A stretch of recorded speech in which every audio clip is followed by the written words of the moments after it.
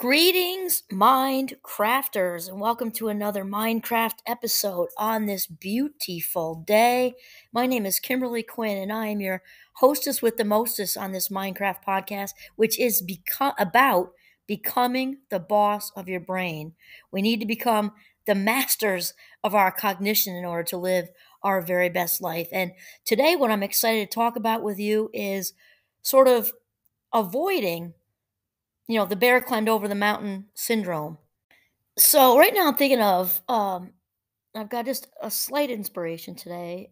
Sarah von Brednek, I adore her as well as all the other great thinkers and writers, writers, authors, same thing, I guess. And just YouTubers and all these influencers. I just the inspiration is absolutely amazing. Sometimes I feel like my head's gonna kind of pop off because I get so excited. So anyway, today's inspiration, it got me to thinking back to when I was a kid, right? And I'm sure we all did this as kids when we were going on a long trip somewhere, a long road trip, and you start singing, the bear climbed over the mountain, the bear climbed over the mountain, the bear climbed over the mountain.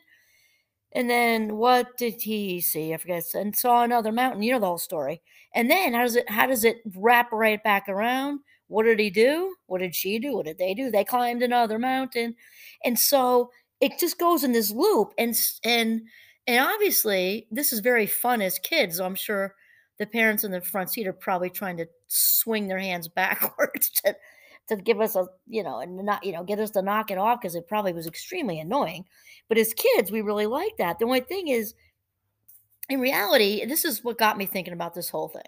And I read this little thing by Sarah von Brednek because I just barely I posted an Instagram post of when I was out in Keystone with our oldest son and youngest daughter, having a grand old time. And we hiked up to the top of like above the tree line where it just looked like another planet. I can't even describe how gorgeous it was. Plus, it was a bluebird of a day, so you could just see the Rockies in Keystone, Colorado for miles and miles and miles and miles.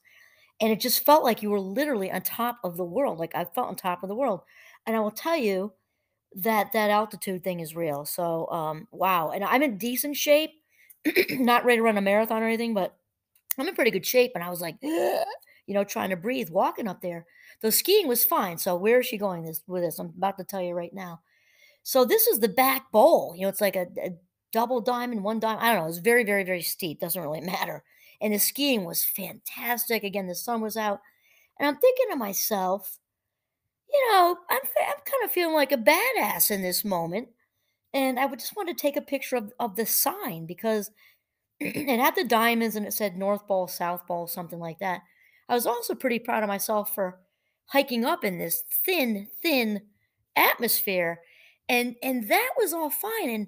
And my son and daughter were great. We had the best time. We kind of cheered ourselves at night with a glass of wine over a steak, and all that was good. And then when I was reading Sarah's von Brednik's little blurb. It's like a daily meditation book. It's called Simple Abundance. She would actually use the mountain analogy with accomplishments and how that was a for real accomplishment. The climbing up there part, but also the skiing down the cliff. Well, not cliff, but there was snow. But it was a pretty intense pitch, which actually I love. Anybody who skis knows that pitch actually helps you turn. It's like my favorite. Soft pitch and a lot of soft bumps. That is my favorite. But anyway, circling back around, Sarah Van Brethnek talks about the mountain analogy with how we, now she writes mostly about women. We'll just put it in brackets as people because we all do this too. That we often don't give ourselves credit, or we do, but not enough, and here, feeling like a badass up in that moment. But whatever that is, translate my back bowl thing, skiing, to whatever accomplishment you've had recently, or sometimes it's even just a compliment. People give us a compliment, a genuine, heartfelt compliment, like, way to go with that presentation. I could tell you wowed the socks off the boss, or whatever. And we so often downplay that stuff. We don't really stop and breathe and take it in. So it can be coming from somebody else, the compliment or the kudos or whatever, or it can just be ourselves. And we don't really sit with it and acknowledge that we just did something pretty great. Regardless, we can put that in air quotes if you want, regardless of what great is, because there's always context to great, right? Somebody who's has physical limitations and does something, that people without physical limitations, that we take for granted, right? That's maybe might seemingly be so small, but to them it's like, having no physical limitations and running a marathon, given what it's like within the context of their bodies. That's just an example. Or, cognitive limitations and coming up with something amazing that way, or artistic or whatever. And we just, for whatever reason, and I don't, well, actually, I do know what it is, right? It comes down to self value, but we'll talk about that in a minute. And then Sarah says, she said, should we slip for a moment and bask in the glow of accomplishment? We immediately feel the need to downplay our achievement, especially in front of our family and friends. Before we know it, we're practically denying we ever attained anything. And I just think that's true for a lot of people. And at a fabulous 58, and it's taken me a while, if I'm honest, and I am honest.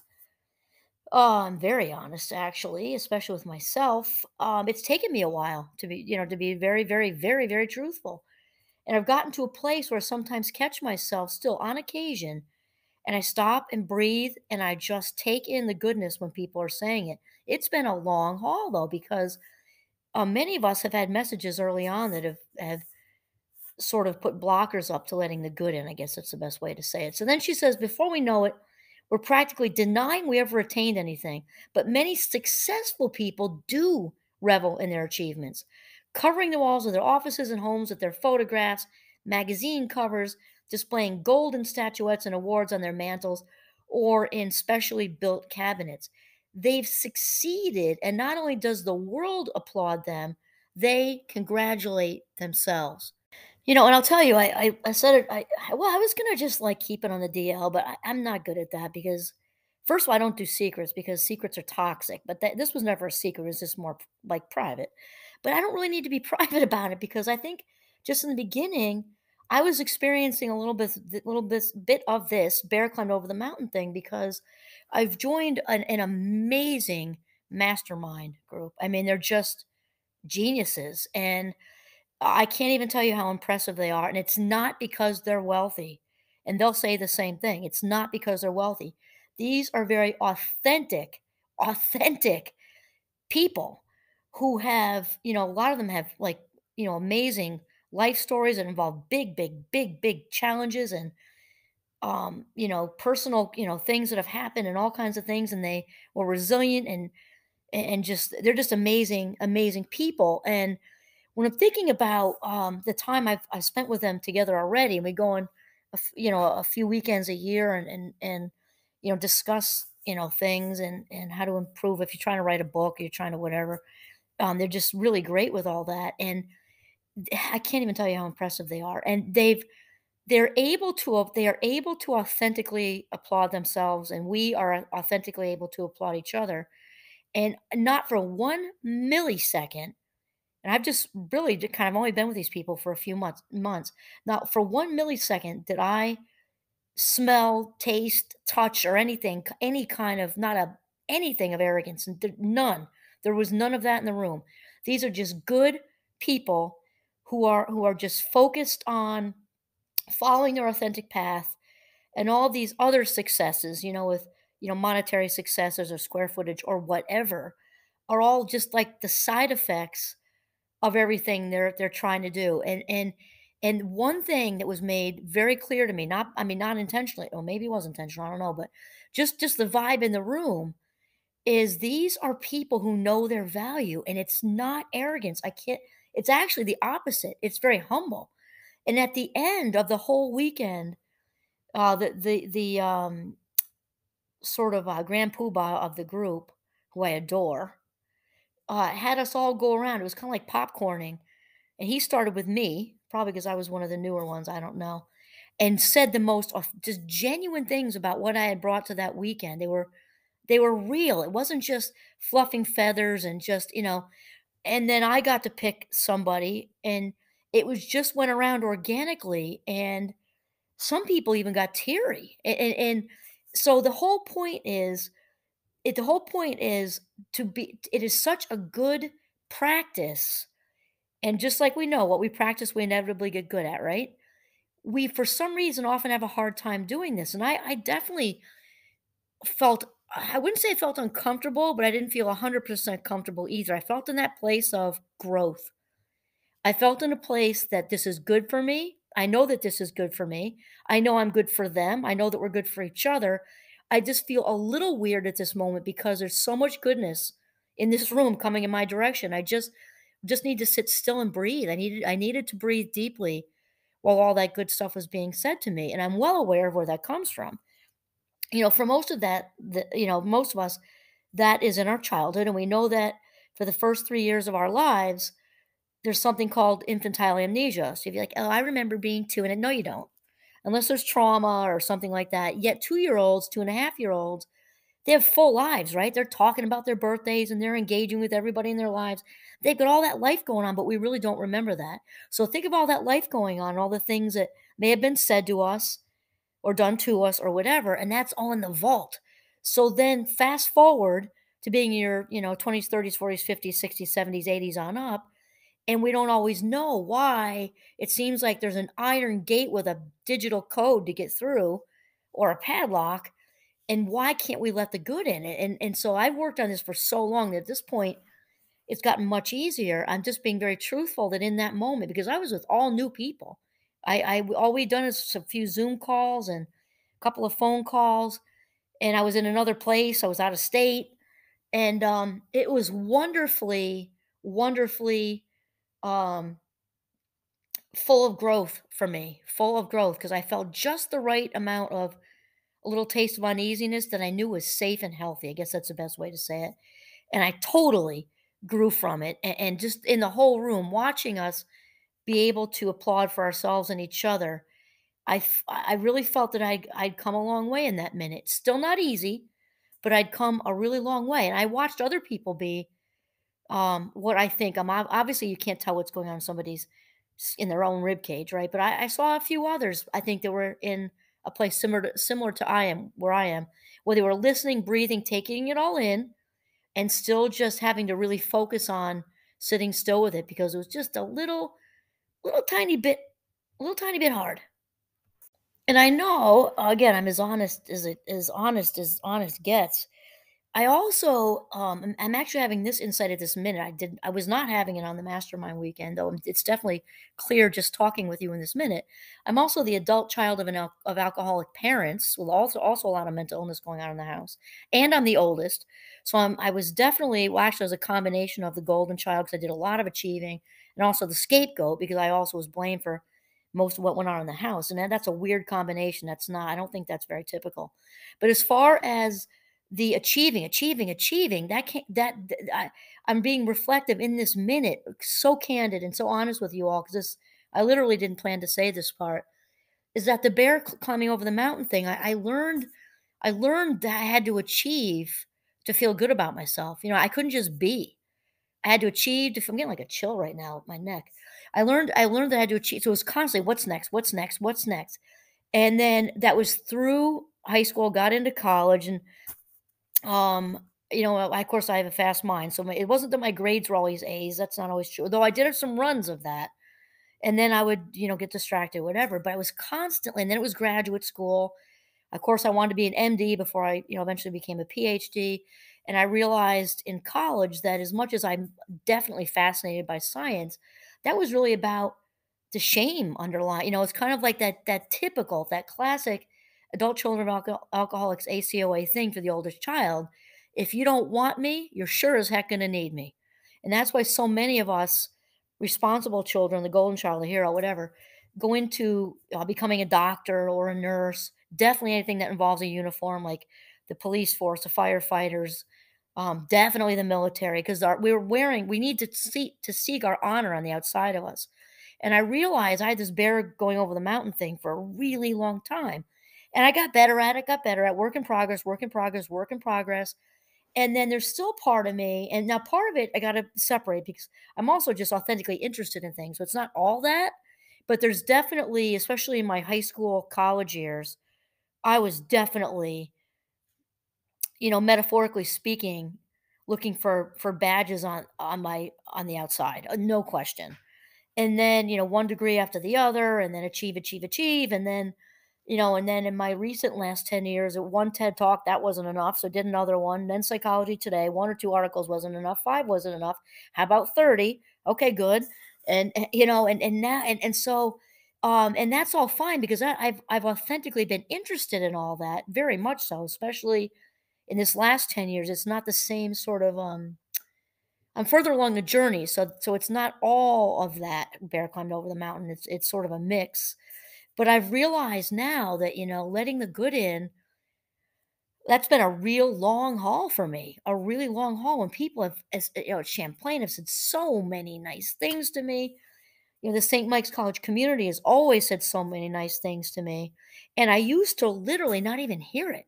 I just walk around and they'd say something great about the thing you did, the thing you wrote, didn't even hear it. And now I'm starting to really to let that in because realizing where it came from, a whole lot of damage was done early on. I'm not saying with blame, I'm just saying it in a matter of fact, observant way, because I'm way past that. And the point I'm saying it for is because hopefully if there's or if there are any of you listeners out there who've also had all kinds of things happen and younger, and you're now trying to really work through that and heal so you can let the good in, the purpose of me telling you this is that keep at it because each and every step, even if it seems so minute, is getting you further along the healing track, and sooner or later you will cross that finish line with both arms up in the air. Oh, I'm just going to add this in because it sort of supports what I just said. Because Sarah talks about, we try to trace this back, right, to this unnurturing behavior, from way back when. And she talks about the parental approval that never came. Definitely true for me. It's just nothing I ever did was good enough. An A wasn't a good enough, another A wasn't good enough. Even when I dropped to D's, they didn't notice. I mean, it's just things like that. Skiing medal, skiing, none of it mattered. So we take that into our adulthood. And then she says decades later, because we've been conditioned to believe that nothing we do is ever good enough, we continue this destructive cycle of withholding approval from ourselves. When it comes right down to it, all that applauding on the outside when the world does respond to us is great. We should breathe, do the best we can to breathe and let that in. And if that doesn't happen, we need to applaud ourselves. And Sarah got into a kind of a pattern like I did. She talks about over a 5-year period. She did a bunch of things. She said, I narrated a 12-part series for public radio, launched a national syndicated newspaper column, wrote and published 2 books, gave numerous lectures and workshops. And she's talking about on the surface, she looked great. She looked successful, right? And then when she looks back, she said that she now, sort of recognized this frenzy to succeed. That's how she puts it. Was in fact the bear climbing over the mountain syndrome. Um, and she talks about sort of caving into this self-destructive illusion of believing that the next creative project would be the one and would bring her this recognition that she'd been hungering for her whole life. And I can really relate to that. I can really relate to that. And, then she kept thinking like, oh, the big break will finally arrive. The brass ring, would at last be within her reach, or her ship would come in. And then she says, surely the world would notice in a meaningful way my next project. And I can relate to her so much. So this is the message today is first, like anything else we've talked about in the Minecraft podcast, you've got to first become aware of whatever it is, of what is working and what isn't working, because we cannot do what we do not know, right? We cannot do what we do not know. So once we have this awareness, then we become responsible. My friend Dr. Dave says that all the time. And that means whether it's other people or it's us, we need to realize that if the world is not when the world is applauding us, breathe and accept it and take it in, because the brain, cognitively, neurologically speaking, remember, the brain loves repetition and patterns. So if the brain is going to look for and bask in goodness, it needs to be able to recognize it. So we don't want to just let these compliments go in one ear and out the other. We want to stop, make eye contact with that person, breathe deeply while they're saying these things, even if we have to be comfortable being uncomfortable like I was a few weekends ago, to take it in, take it in, take it in, to start paving that new neurological pathway of receiving all these authentically good messages to ourselves, to rewire the hard drive. This is so important. And if that doesn't happen, then we tell ourselves these things and also blaze a new neural pathway, a new trail for the goodness. And that is what we're talking about. So then Sarah says, although it may crown you queen, or I'm going to put in brackets, or king for a day, the world cannot confer the recognition that will make you feel fulfilled. Only you can. So that's it.